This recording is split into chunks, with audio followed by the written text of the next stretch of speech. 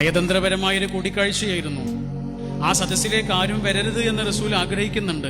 പക്ഷെ അങ്ങോട്ടൊരാൾ വന്നു, അബ്ദുല്ലാഹി ഇബ്നു ഉമ്മി മക്തൂം. അദ്ദേഹം അസ്സലാമു അലൈക്കും എന്ന് പറഞ്ഞിട്ടാണ് വരുന്നത്.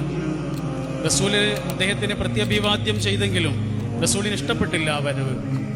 അനിഷ്ടം വാക്കുകൊണ്ട് പ്രകടിപ്പിച്ചിട്ടില്ല. ആകെ സംഭവിച്ചത് റസൂലുള്ളാഹിയുടെ നെറ്റി ഒന്ന് ചുളിഞ്ഞിട്ടേ ഉള്ളൂ. നെറ്റി ചുളിക്കുക എന്നുള്ളതിന് അറബിയിൽ അബസ എന്ന് പറയാ. അബസ എന്ന പേരിൽ ഒരു അധ്യായമാണ്. പിന്നീട് എപ്പോഴൊക്കെയാണോ ആ സ്വഹാബിയെ കാണുന്നത് അപ്പോഴൊക്കെയും റസൂൽ സല്ലല്ലാഹു അലൈഹി വസല്ലം അദ്ദേഹത്തെ വാരിപ്പുണരും.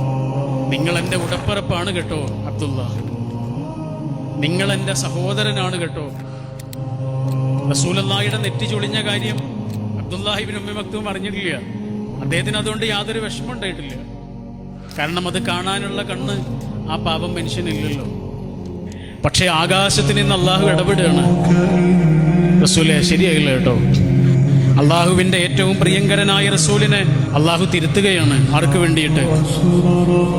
ആ പാപം സ്വഹാബിക്ക് വേണ്ടിയിട്ട്. മനുഷ്യനെ പരിഗണിക്കാൻ, മനുഷ്യനെ വിഷമിപ്പിക്കാതിരിക്കാൻ അള്ളാഹു റസൂലിന് ശിക്ഷണം നൽകിയിരുന്നു.